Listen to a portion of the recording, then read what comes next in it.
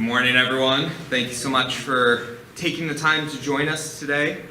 My name is Tim Horgan. I'm the Executive Director at the World Affairs Council of New Hampshire. We're a small nonprofit located in Manchester, New Hampshire. I know we've seen a number of you here before in the past couple of months, and I thank you for your interest in today's discussion. We are very excited to continue to bring these opportunities to you in order for you guys to get out of the classroom and learn in a few different ways. Just a few things for us to make mention of. We are a nonpartisan, nonprofit membership organization, and therefore we do not take any policy positions, any stances on candidates or parties or anything like that. So the speakers you hear today will be their views, their opinions, their insights, and we hope that you take this opportunity to really understand, learn from what you hear today, and formulate your own opinions. Also, we, as a membership organization, we rely on the support of our members, donors, and sponsors, our mission partner being Southern New Hampshire University, where our offices are located. So we thank them for continuing to help us bring these great programs into the community. I will keep this part short because I'm sure you're not here to listen to me blather on about our organization. So I will turn it over to Dr. Richard Logan, most importantly, member of the World Affairs Council of New Hampshire. But for his experiences here today, professor at the U.S. Naval War College, a former reporter throughout many different countries in Africa, researcher, and all of that good stuff. So, Dr. Logan. Great. Thank you all for coming, and as Tim suggested, thanks to the World Affairs Council for making this connection to Mr. Watson and Ms. Lobban in the back there. And they gave me a pretty challenging task. One, to talk about anthropology, what's anthropology, and that is my field, and of course it's very holistic and comprehensive. And then, because you are focused on Sudan in particular, I'm going to be using anthropological examples from Sudan. And then because you also looked at the Berlin Congress, which divided up Africa without any input from Africans, and needless to say, a big problem. And so I'll try to cover those three topics as much as I can in the time allotted, and hopefully I can do it fast enough so you'll have time for your questions. So this is my personal experience. It's my thoughts only. I'm not speaking for the World Affairs Council or the Naval War College or anybody else, just me. So let's get going. First of all, if I can make the right button go. Whoops. Let's see, try this button. Maybe it needs to go back to the slideshow button. And we'll see what happens if I do this. There we go. So this is a little bit of my own background, and skipping my formal degrees, which you can read faster than I could speak. I do have my bachelor's degree in biology and master's in anthropology and PhD, where I focused on Sudan, Nubians actually, from Northwestern, which is the biggest, baddest, oldest African studies program in America.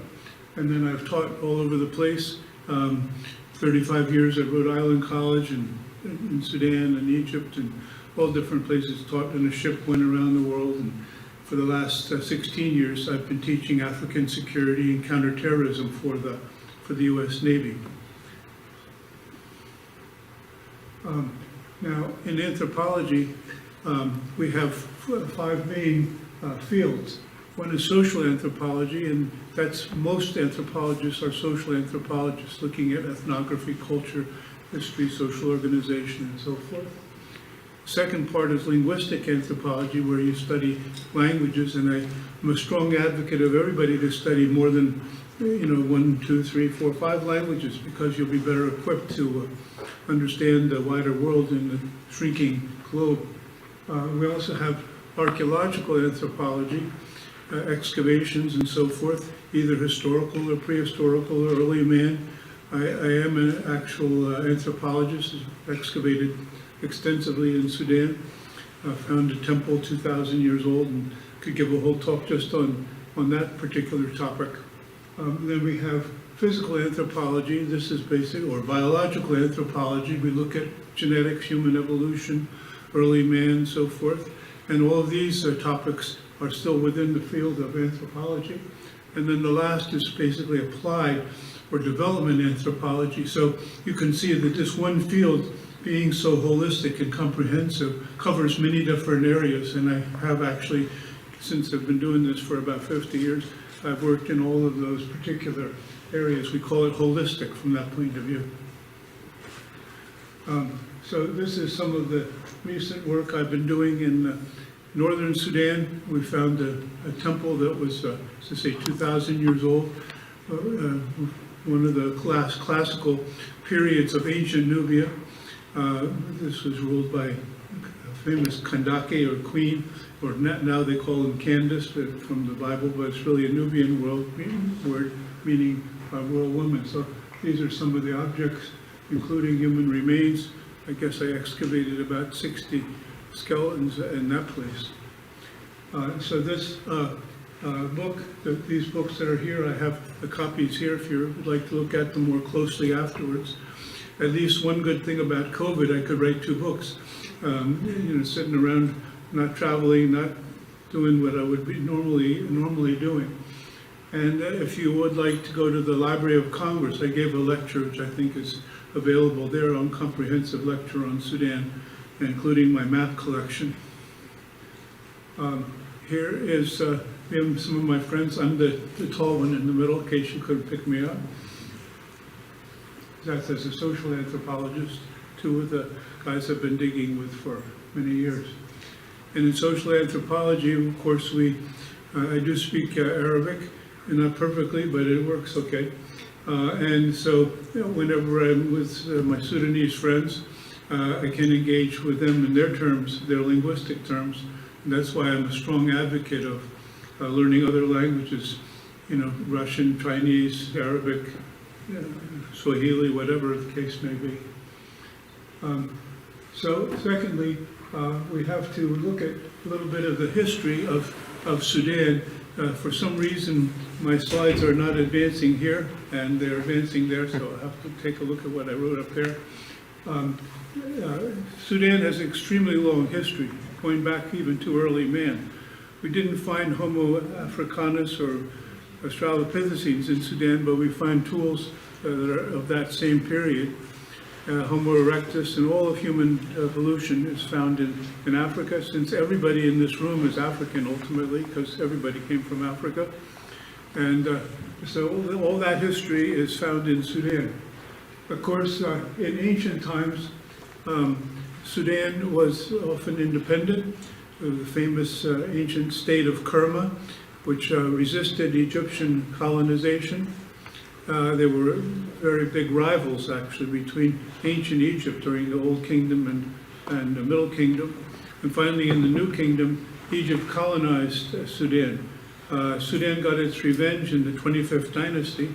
3 of the Sudanese pharaohs who ruled all of Egypt, as well as Nubia, as well as Sudan. I use the word Nubia and Sudan more or less interchangeably because it has had many different names over the millennium. But then after the Nubians ruled Egypt in Dynasty 25, you have 3 of them that have their names in the Bible, so that's a pretty good deal.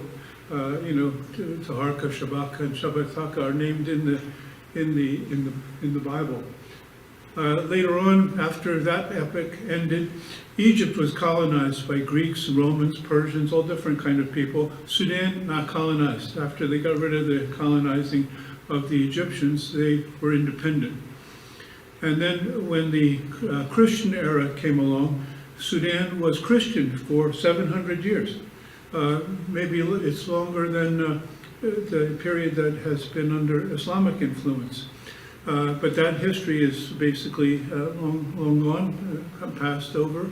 One of the interesting things from the point of view of political relations, foreign relations, is that the longest peace treaty known to human beings in all of diplomatic history, I realize it's a big general statement, is the BAQT, B-A-Q-T, or peace treaty or pact, which existed between Christian Nubia and Muslim Egypt.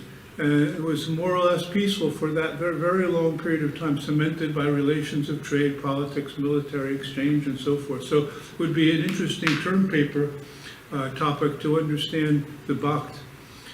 Finally, Islam did come in the 14th century or so, 15th century, different times, different places in Sudan.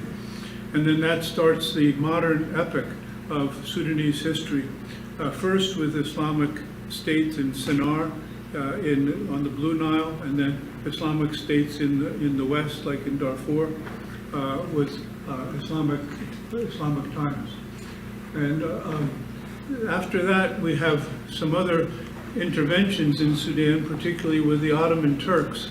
The Turks came to Egypt in 1517 with Sultan Selim I. They didn't get to Sudan because Sudanese don't like to have rule by foreigners, actually. That's a long-standing pattern. But finally, the Turks did come with Muhammad Ali's invasion in 1821, and they didn't care for that. It only lasted 60 years, which in Sudanese history is not a very long period of time. And then as a result of that oppressive rule by the Turks, the Sudanese rose up in the Mahdist movement, the so-called Mahdi, or the divinely guided prophet. And he and his follower, Khalifa Abdullah, resisted, and they overthrew the Turkish rule. After that, the British had their chance. And in 1898, the British invaded and took over Sudan, lasting until 1956. Of course, that was part of the Berlin Congress, which we have as one of our anchor points. The British tried to invade, and they were blocked in several places in Africa, in Sudan most notably, in Ethiopia, the Battle of Adwa, and the Ashanti people, the North African resistance, the Shaka Zulu. So the Africans not being consulted for the Berlin Congress. And of course, in Berlin, Africans weren't even serving drinks to the Europeans, ganging up on Africa to take over for their own national interests and resource and strategic interests.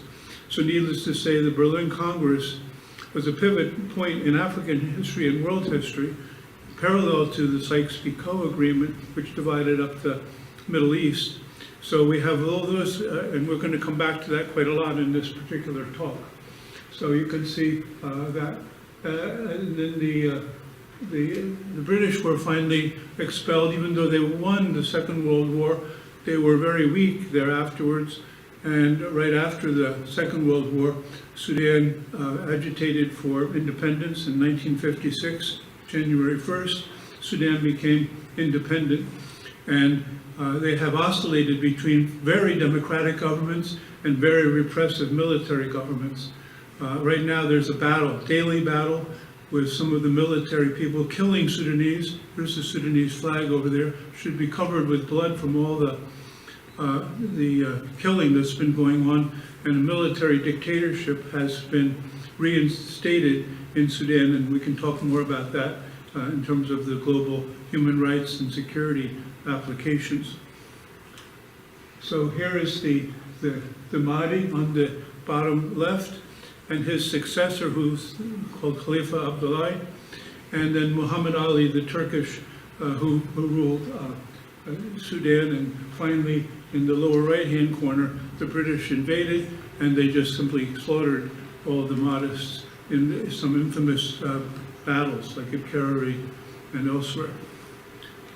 So here is General Gordon, who's actually Scottish, worked for the British, but was hired by the Turks, so it's a bit confusing. And in the context of the Mahdist revolt, he was killed, and the Mahdist tomb in Omdurman was heavily damaged. And in the middle picture on the top, Gordon's head was cut off and presented to the Mahdi, saying that that epoch has been concluded. Now, since we're talking about the Berlin Congress, I went to Berlin and stood at the place where the Berlin Congress took place, right on this street address, Wilhelmstrasse. And That building no longer exists because it was destroyed during World War II. But as I say, it was even from the prelude to this slide and the slide and thereafterwards, we can see that the partition of Africa, or the scramble for Africa, was decisive in African history. But we have to also realize that Africans had some heroic resistance in those cases that I already mentioned. This is before the Berlin Congress. Africa was having its own sort of natural, inherent, political, ethnic, religious divisions. And all the boundaries which you see in modern-day Africa are descending from the Berlin Congress. Now, if you happen to write down on a piece of paper Lobban's maps, I'm a very active map collector, and I have many hundreds of original maps. And so if you have a particular region or area or topic, that particular collection, which was an exhibition I had at Plymouth State University, covers mapping the changing European consciousness of Africa. So you can check that out on your cell phones. But then meeting up in Berlin, the dominant European powers, Americans were there as observers, Russians were there as observers, but it was all the dominant European powers, mostly France and England, but also Portugal, Spain, Belgium, and a few others that sat around a table and carved up the continent to make its modern configuration. So many of the boundaries have no relationship to anything geographical or ethnic or linguistic, so they were fundamentally setting a minefield of division within Africa. Africans have their own modern-day problems of governance, in some cases some terrible governance. In other cases, the minefield was laid by whimsical boundary lines which were imposed without any consultation by Africans, so not surprisingly, a big problem area. So before, during, and after the Berlin Conference, European interests were principally their own interests. They made railways and some poor roads and some poor schooling and poor things. And you can see in the case of West Africa, each West African country had a name that was, first of all, coastal, because the Europeans weren't allowed in, except to conquer and ultimately bring an end to the slave trade. But they were resource driven. So for Sierra Leone, it was the pepper coast, or Malagueta coast. For Liberia, it was the grain coast. That was a sort of quasi-American colony by repatriated African-American slaves back to Africa. The Ivory Coast, not surprisingly, was called the Ivory Coast, Costa de Marfim. Ghana, the Gold Coast. Dahomey and Nigeria, the Slave Coast. There's still a town in Nigeria, eastern Nigeria, called Escravos, which just simply means slave. I don't know why they don't drop the name, but anyway, it still has left over as a hint of the past. And if you know Portuguese, camarão means shrimp. And so modern day rulers couldn't figure out what to do with camarão, so they called it Cameroon, but that was because they went to collect shrimp. North Africa, of course, was more or less opposed to either Italy or France or Spain, and so those three European countries on the northern part of the Mediterranean all had territorial interest in the colonization of North Africa, and that was also, particularly for Algeria, which was settler colonialism, also was going to give rise to many important and very bloody struggles for the independence of Algeria. Egypt, of course, was always important because of its strategic location connecting Africa to Asia. But after the recreation of the Suez Canal, it became even more important, even especially in World War II, and especially for growing the famous long staple cotton, which would be processed through the Manchester and English, textile mills. So Egypt was extremely important. Here's a little important Sudanese perspective on Egypt, however. Despite the great and glorious tradition of dynastic Egypt, that was only about 2,500 years long. All the rest of that time, and even the intermediate periods, Egypt collapsed. So the idea that Egypt was long unified for 2,500 years is actually false. And when it was collapsing between the old, middle, and new kingdom, then foreigners could come in and occupy. After the Greeks, Romans, and Persians came into Egypt, and Sudanese came into Egypt, Egypt was never ruled by Egyptians until 1952. So despite the great and glorious tradition of Egypt, we can see that we have to look at it from external perspectives to see what the unity of the Nile Valley really represented. For southern Africa, of course, this was an area because of favorable climate for settler colonialism, especially white settler colonials from Germany or from Holland, and that became another serious problem. And for Portuguese Africa, of course, we have also the problem where it was sometimes settler colonialism, and so the decolonization of Portuguese Africa, particularly Mozambique and Angola, got to be very, very bloody, as we'll see in the coming up slides. Now, this is a case from Sudan with the White Flag Society of 1924, even though this is in the midst of British colonialism, British occupation of Sudan, because they wanted cotton production in the famous Kazira scheme. And these are some of the leaders. The one second from the right is Abdel Fadil, who's the name that I have myself. And many people in Sudan know me by Abdel Fadil al-Mas. He was killed by the British by his effort to resist. My wife is called Mihera bint Aboud, also a Sudanese name. She was a Shaigia lady who resisted the Turks. So we have a lot of heroic Sudanese resistance, and this is reported in one of my books on Sudan. So here, thinking of Berlin, this was the way Africa looked after Berlin in terms of independent Africa. Mostly it's a blank sheet. And only a few countries, this would be like in 1950, 52, only a few countries are independent, up to 56, that would be up to 56. So we have Egypt is independent after 52, they overthrew their king. Libya was taken back from the Italians and from the English. Part of Algeria, Morocco, more or less independent, and then Ghana got to be independent in 58, and Ethiopia, of course, basically, aside from a brief period of Italian occupation, was independent. All the rest of Africa was not independent. It was still, I could reveal my age, but certainly when I was born, that's the way Africa looked. Was still mostly not independent, mostly still having an echo, reverberation of the Berlin Congress, so we can tie that to our general theme. And so the effects of the Berlin Congress, Africans were now getting globalized, and interestingly enough, Africans were often trained in military arts as long as they would fight for the colonialists.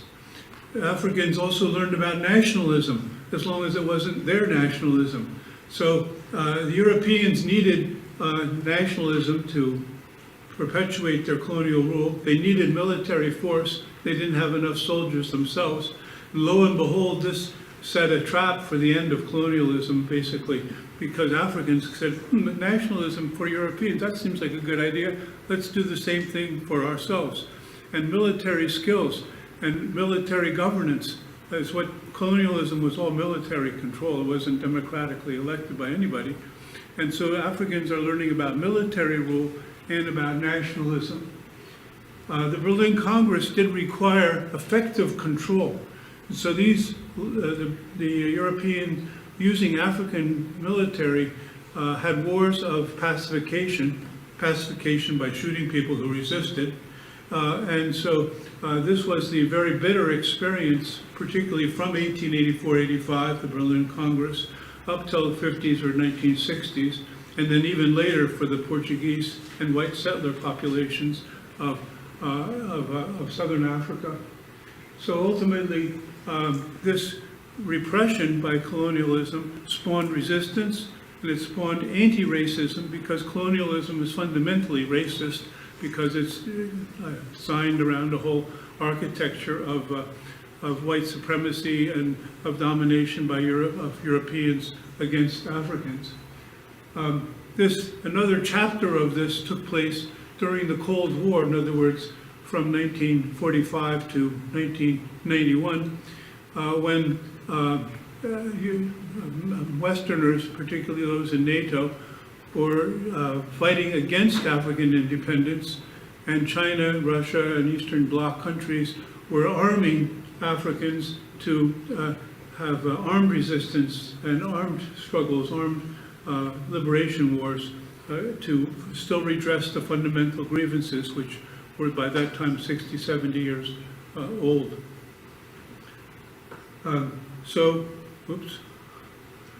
The turbulent 60s and 70s were a time people think about the modern day divisions in America. Well, it's not the first time we had such problems. World War II, we had such problems. World War I, we had such problems.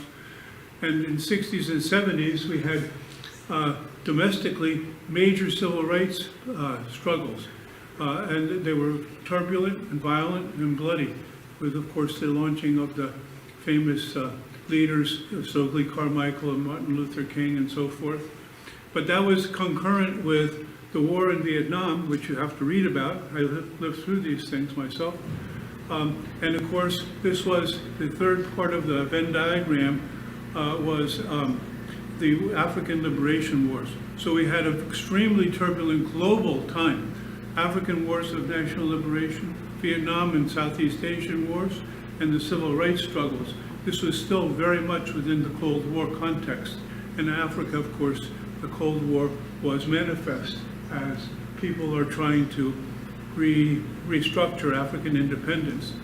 I had just graduated from university, wasn't that keen to go to Vietnam, so I joined the Peace Corps and was trained to go to Nigeria, to Biafra. So that's when I went down to Atlanta, met Martin Luther King Sr., his father, many other important leaders from the 60s. But then the Biafran War broke out, and so I never actually went to Nigeria another time, but I didn't go in the Peace Corps. Still not too keen to go to Vietnam. As a helicopter pilot, I was drafted twice, but never went, and I could go to university, and went to university to study for my master's degree in anthropology, and ultimately I met my wife there. So here is that famous period, Martin Luther King. I was literally there, so I'm old enough. I was at the bottom of the footsteps hearing that famous speech, and whenever it's broadcast, the I Have a Dream speech, my skin, trembles even just mentioning it, because that was one of the most incredible, talks that was ever given. There was Baird Rustin and Martin Luther King and all the famous speakers, and literally I was at the bottom of the steps. And here we are, February 1st, the beginning of Black History Month, and so we should all recognize that African Americans are first and foremost Americans like everybody else, and their history is everybody's history. I'm giving a talk on the 10th of February in Rhode Island for the Black Battalion of Rhode Island, which fought heroically for many years in the American Revolution. Frequently they're overlooked, that there were black, some of them were slaves, some of them were actually born in Africa, and they had African names, and they were fighting in Rhode Island, in the American Revolution, in Virginia, in New York, and so forth. So if you'd like to learn more about the Rhode Island Black Battalion in the 18th century, let me know. So that's the Lincoln Memorial. I was there. I did go to Africa in '64, and then I worked with Eduardo Mundlane, who also had graduated from Northwestern. He started the liberation movement for Mozambique. I was in Dar es Salaam in Tanzania at the time, and I was teaching and building a school, much like Peace Corps, for Operation Crossroads Africa, which was a project that became the inspiration for the Peace Corps itself. Then the war started later on that year, and then he was himself assassinated by the Portuguese in 1969. So that's Eduardo Mondlane in the Cold War and the National Liberation War, in the mopping up, the purifying, the cleansing of colonial rule. On the way to my PhD from Northwestern, I went to Sudan and I met Ruth First in the way. She was a South African white Jewish person, militantly opposed to apartheid, official institutionalized racism. And she had just come, I met her through a friend, and she had just come from Sudan, where she had written a book, Out of the Barrel of a Gun, which was about the coup d'etats in Somalia, Sudan, and Libya. And she gave me many contacts, which were so helpful to find who's who and what's what going on in Sudan. In 1970, when I first went to Sudan. After independence of Mozambique, which she was involved with, of course, being an anti-colonial person, she was also murdered by the South African racists. So I had some things to think about, the cost of freedom. We also had a struggle in Rhode Island to save the life of Solomon Mahlangu, a South African ANC supporter allied with, of course, Nelson Mandela. We had a campaign to save his life, and unfortunately, the South African racists hanged him as well. So these events were very much sitting heavily in my mind and heart and soul as the years went by, realizing the cost of freedom. In the 70s, when I was still in Sudan, I did meet up with the Eritrean Liberation Front, which was also colonized, but in this case by Africans, colonized by Ethiopia. And so I went as a journalist to cover the war in Eritrea, on foot with the guerrillas. Nowadays, they have resumed some conflict, first of all between Ethiopia and Eritrea, and then nowadays between Tigrayans in northern Eritrea, which is on the borderland. So these are Russian tanks actually destroyed in the war. So that's something to do with that. Luckily, during a very brief period, I was able to go back to Eritrea just a few years ago, and went to Keren, amongst other places, Massawa and Asmara, where there were very famous and important battles in World War II. The British against the Italians in Eritrea and Ethiopia, finally defeated them, and then the British and South Africans against the French, Vichy French, fascist French in Madagascar. So if you're interested in that topic, I'm giving a talk, I think later on in the spring, at the Wright Museum of World War II over there in Wolfboro. So this was, of course, before Americans were even involved in World War II at all. So mostly the battles in Eritrea, Ethiopia, and Madagascar are not in history books because Americans write the history books, in America anyway. And so that's something else to come along. So I do go and still speak about Eritrea. This was, I was invited to go not just to Bow, New Hampshire, but to Melbourne, Australia, to talk with Eritreans in exile, because unfortunately, despite the independence of Eritrea, it's been saddled with a military dictatorship, a one-party dictatorship with Isaias Afwerki, and that's a new problem that they have, is governance. Also in the 70s, being a serious proponent of African independence, I was in West Africa, in Guinea-Bissau, or Portuguese Guinea. You can see I'm the tall one in the back. So I crossed the country on foot from Senegal to Guinea-Conakry, and luckily they finally won the war. Unluckily, they've had some terrible governance. It's a failed state, narco state. And so Africans now can blame colonialism for many problems, but Africans have to blame themselves for poor governance, coup d'etats, and repressive administrations. So that led to some more books I wrote on Guinea-Bissau, and then particularly on Cape Verde. The largest number of Cape Verdeans, this is just off the coast in the Atlantic off of Senegal, the largest number of Cape Verdeans actually in New England.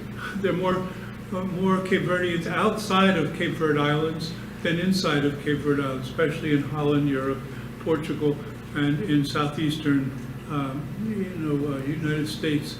So Nick was asking, what can we do here in Bow? Well, there's all sorts of things to do. There's human rights struggles. There are political asylum cases. You can be involved with human rights issues right here in Bow, New Hampshire. You don't need to go anywhere far away.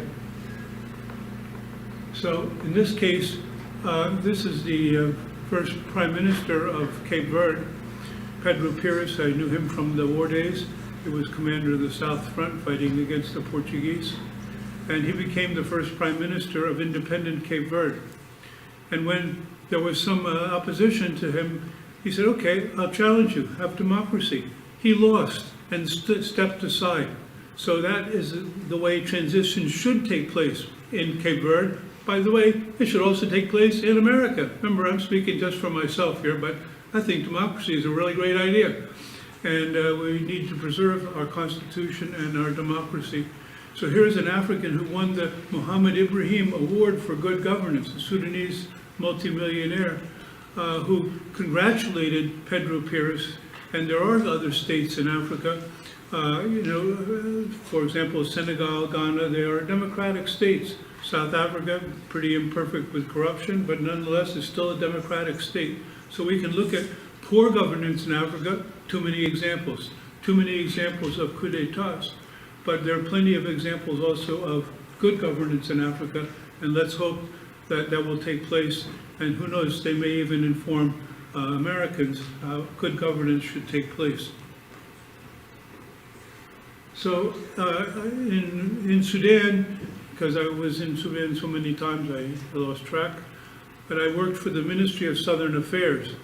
And that was an internal conflict in Sudan between North and South. Finally was resolved with two bloody civil wars, first against the Anyanya and then against the SPLA. So I covered those particular wars and have two books on South Sudan if you're interested in that particular topic. And then the Air Force contacted me to put together this manual on Sudan and South Sudan. And then since there were conflicts going on there in Libya, I was asked to draft the do not bomb. The not part is important. The do not bomb historic sites for Libya and for South Sudan in my work with the U.S. military, the U.S. Navy. So the effects of Berlin, so we don't lose track of why we're gathered here. Many effects. Resistance was certainly at the outset. Sudanese, Ethiopians, and Ghanaians, Ashanti people in particular, said, we don't want you here, and they resisted to the best of their ability. They didn't have the same level of weaponry to be successful for the longer term. Certainly, repression and military solutions, because colonialism was unquestionably, historically, precisely military occupation. So they learned about military both for resistance as well as in the case of poor governance, having military rule to replace democracy. Another problem was the production of monocrop exports, whether sugarcane, whether cotton, whether cocoa, whether timber. All these distorted the African economies, and the infrastructure, railways and so forth, were designed for exploitation by Europeans. And it's much more difficult to change monocrop production to diverse crops, and much more difficult to change an infrastructure system to one of independent development rather than exploitation. The dream of African unity is there. So here's a postage stamp showing the unity of Libya, Sudan, and Egypt. That is about as far as it got, was the postage stamp. That was the dream, but it became a nightmare because Sudan is a dictatorship, Egypt dictatorship, and Libya is just even a failed state. So not only did they not coalesce to make one Afro-Arab unity, they failed even to govern themselves. So that dream goes on. In one case, we didn't, our friends and Sudanese friends didn't care so much about British support for racists in Rhodesia, and so we did take over the British embassy in Khartoum, just totally peaceful, and make a point, and then we left. So that was during our opposition to the British support for, that's me with the arrows. Now, Sudan was very much a pawn of the Cold War. Some coups were pro-West, like Aboud coup. Nimeri was initially pro-East, but then shifted because we had three Nimeri governments, basically, from 69 to 83. And he was Islamist and basically used very repressive Islamic law and so forth. So almost every one of the liberation wars were backed by either China or Eastern Europe or Russia. And the forces supporting the ongoing colonialism were backed by the West, and particularly NATO powers. So that's a pretty controversial topic. And like Tim said, that's my own view. That's not World Affairs Council of Rhode Island, of New Hampshire. So I served, for the two Sudanese newspapers. I wrote for the Sudanese newspapers. And then here is Nimeri in the kind of chubby guy with a military hat. And there is my boss with the white shirt, Joseph Garang. We went to the southern Sudan to celebrate the Regional Autonomy Accord, which was finally going to bring this to an end. So that was in the 9th of June, 1971. And there's another picture of him getting out of his plane, and there's my wife and where the arrows are. We did sit down, just the four of us, Nimeri and Joseph Garang and my wife and I, and had some lemonade together. 1 month later, there was a coup d'etat, and these two guys came to power. You know these names, Hashmalat, coup d'etat. So I was there to record that. My wife wrote the headline, and I wrote the editorial. And then Nimeri rounded up the various people, and Garang, with whom I had been sitting, was hanged.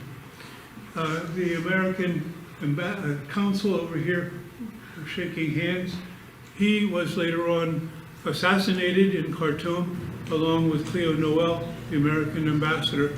This was in the Saudi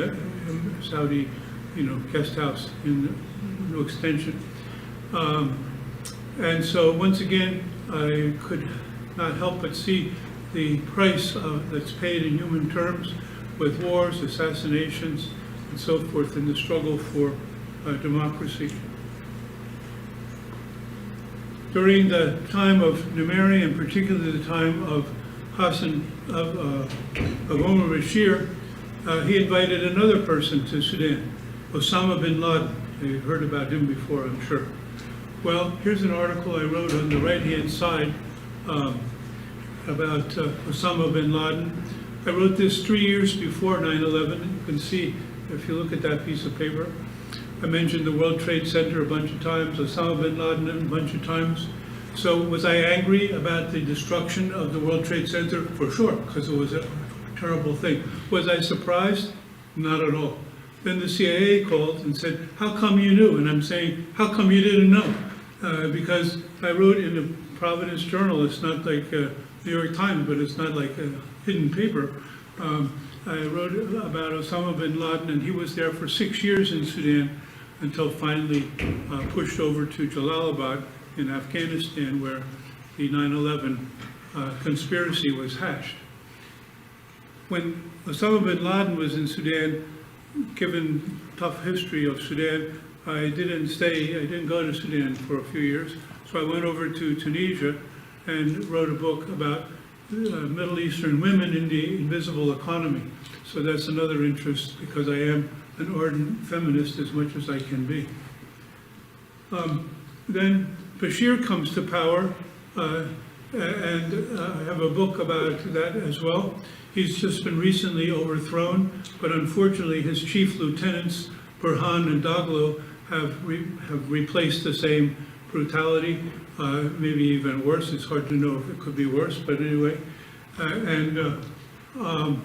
So I was invited at the Foreign Service Institute to go with Obama's special envoy, Scott Gratian, General Gratian, to train the new cohort of American diplomats going to South Sudan. They were so excited. We have a new country, everything's going to be great. I said, I'm sorry, I don't share your optimism, and unfortunately I was right and they were wrong. And now Southern Sudan, after having decades of fighting against the North, now they're supposed to spending their time fighting with one another in the South.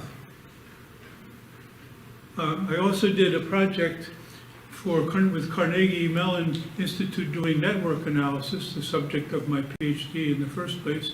In this case, we were tracing out terrorist networks, and so consequently, the Navy was keen to have me teach a course about counterterrorism, dealing with Al Qaeda and ISIS and so forth, which I just finished that course, this last fall. I like to be where the action is, you may have noticed. So I was leading tours to Egypt, archaeological tours, because I'm an archaeologist as well. And I had just finished one group on the 25th of January, 2001, and another group was coming in. And so I was in Tahrir Square repeatedly during the Arab Spring in Egypt, which looked like it was going to bring democracy. It did bring democracy. Unfortunately, it invited or elected Mohammed al-Morsi, who immediately overthrew the democracy which brought him into power in the first place, and then he's been overthrown, and now we have al-Sisi in the government of Egypt, and back to repression again. So here's a view from my hotel of a tank, so I couldn't go out for a while. I couldn't even get out of Egypt for a while, so evacuated. I also lead tours to the Horn of Africa, to Sudan and Egypt.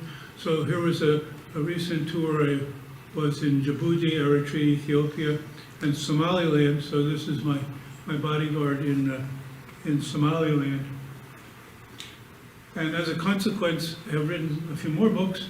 One about Libya with one of my former students, Lieutenant Colonel Christopher Dalton, and then a book which is used in my classes at the War College on African insurgency. It's both pre-colonial, colonial, and post-colonial insurgencies, if that's a topic of interest to any of you.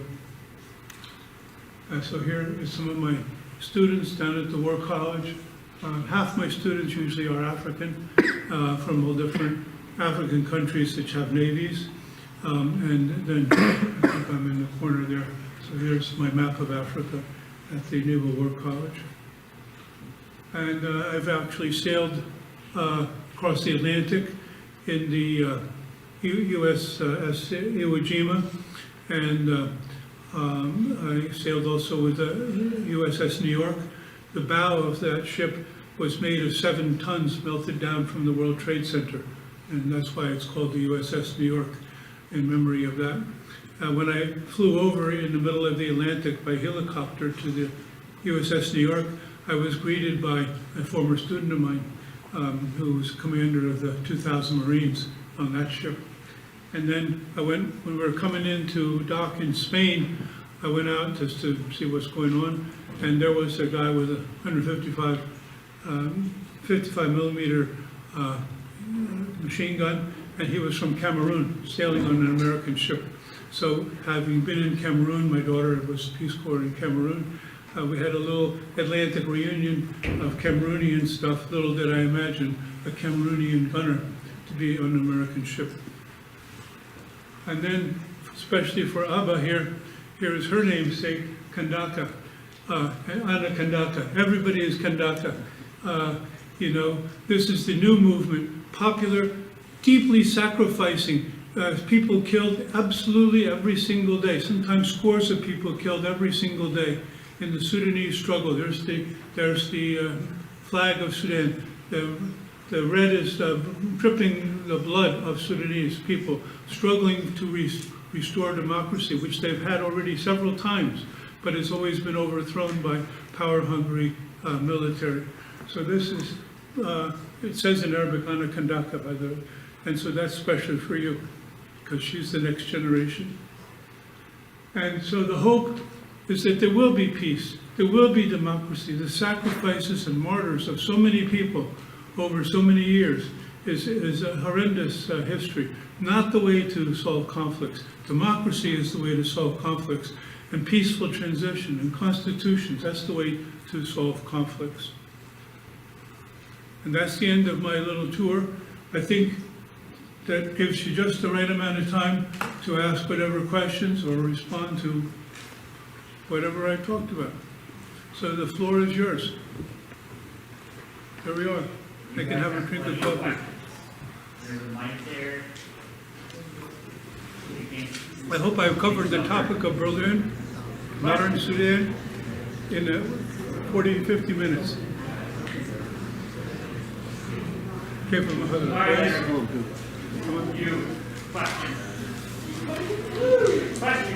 Do I need to stay by the podium? Yeah, just for the microphone.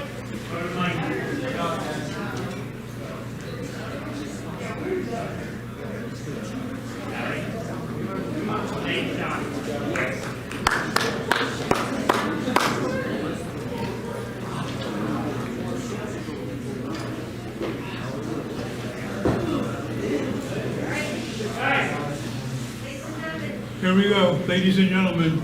Question. What is your favorite place you've been during your life?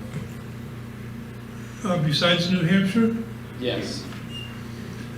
Well, I've invested a huge amount of intellectual time in Sudan, but it has numerous problems. Sometimes people say, Allah laughed when he made Sudan because it's too hot and too dry and this and that. So Sudan is where I like to go, particularly if it's democratic Sudan. But maybe in my next life, I'm going to study a chocolate factory in Switzerland. Like Willy Wonka. Yeah, that would be a good idea. Because I do like peace and fair play and celebration of culture and diversity, but sometimes it gets really complicated. And as you've seen in my slides, sometimes it gets pretty dangerous. Thank you.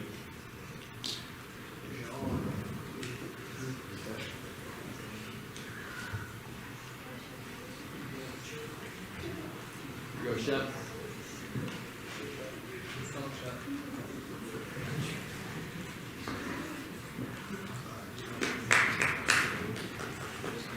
You got your fan club. How did your knowledge about anthropology help you teach about African studies? Well, I'd say it's essential. In one of the first slides, you could see that anthropology covers all aspects of humanity: ancient, linguistic, cultural, social, archaeological, and so forth. And so there's no area of humanity, and I think mostly we're all human beings in this room, we're mostly interested in ourselves and our fellow human beings. And so there's no field that is so holistic, so comprehensive. And since I had the formal training, in classroom studies and my readings and exams and so forth, in all those 5 fields, and worked in those 5 fields, I can't think of a better discipline. I mean, if you just are in political science and you're going to look at politics and not genetics or biology, if you're interested in sociology, you tend to be in the West. If you're interested in history, you tend to be focused on, one period or one place. Anthropology is very promiscuous. We can go anywhere, anytime. So it's something you might want to think about. I don't know if you offer an introductory anthropology course, but maybe I can inspire Nick to offer such a course.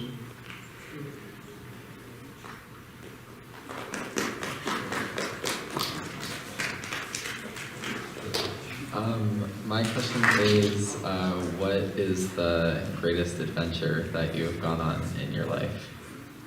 Well, that'd be hard to say, because some things turn out to be, or should be just a vacation, and they turn out to be adventures.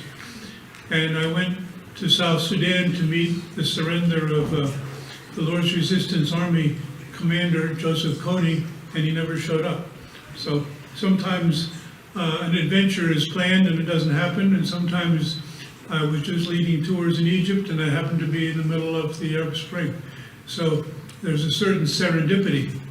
And I'll give you one word. You saw the first slide, it said Assalamu alaikum, so everybody can learn about peace be upon you. But the word serendipity is a pretty handy word, because when the Arab navigators were traveling in the Indian Ocean, they came upon Sri Lanka, or Ceylon. They didn't call it that, they called it Serendip. And they found out that Serendip was a wonderful place, beautiful people, spices, rare gems, and they were just on the way, and they just happened to stop there. So they called it Serendip. And nowadays, the word serendipity comes from the name that Arabs had for Ceylon. So life is filled with serendipity. And where you on your way home today, I can't guarantee what's going to happen to you. Could be just another boring trip home. It could be you're going to find a house on fire and you're going to save somebody's life. It could be you'll meet your wife. It could be, who knows? It's all serendipitous. Thank you. Hi, my question is, what part of your job do you feel like you've gotten the most out of, and that you've has improved you the most as a person? Well, maybe I'm a pretty peaceful person, and I think war is a really bad idea. I think war is just a waste of lives and material. But ironically, working for the military, particularly in advisory capacities and training people, I think it's been surprisingly valuable and life-changing, because I really didn't expect that I would even do it. I didn't expect that it would be rewarding, and I didn't expect that there would be so much appreciation and respect for the knowledge which I could bring to really complicated social, political, and ultimately military problems. I wasn't really trained for doing that, but when I was contacted by the Navy, I said, well, you're the last person. I haven't been a real strong supporter of American military, and I think you're making a mistake to hire me. No, they said, you actually know what you're talking about from your experience. And so from that point on, I've been working for the Navy, for the Ministry of Defense, Secretary of Defense. Thank you.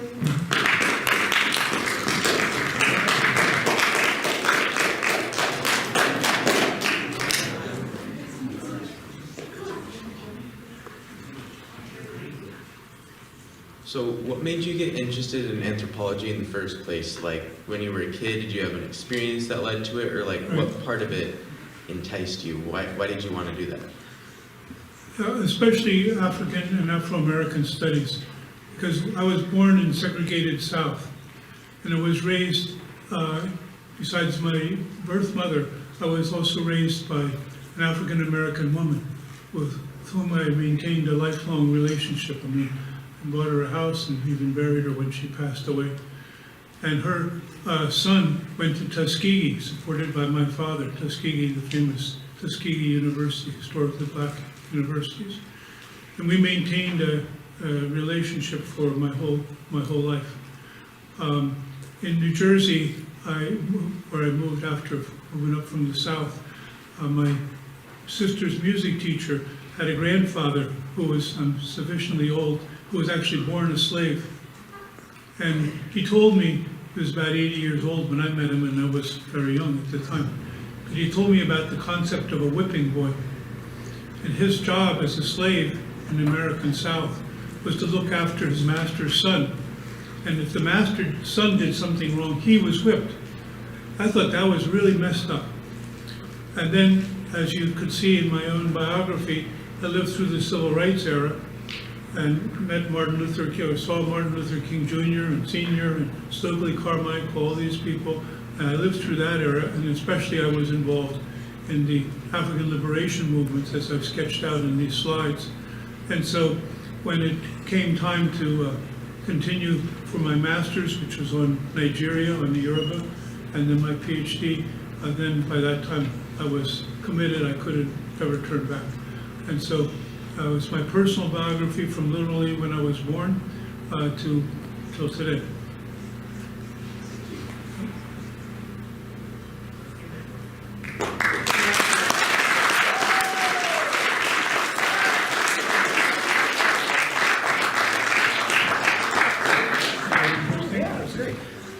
Thank you everyone for joining us here today. I hope you found Dr. Logan's presentation interesting, insightful, and that you learned some good things about what's going on in Africa, Sudan in particular, the history, and all of that great stuff. I know you guys have class ending here in just a few minutes, so I want to make one final pitch for the Academic World Quest, which is a program we run at the World Affairs Council of New Hampshire.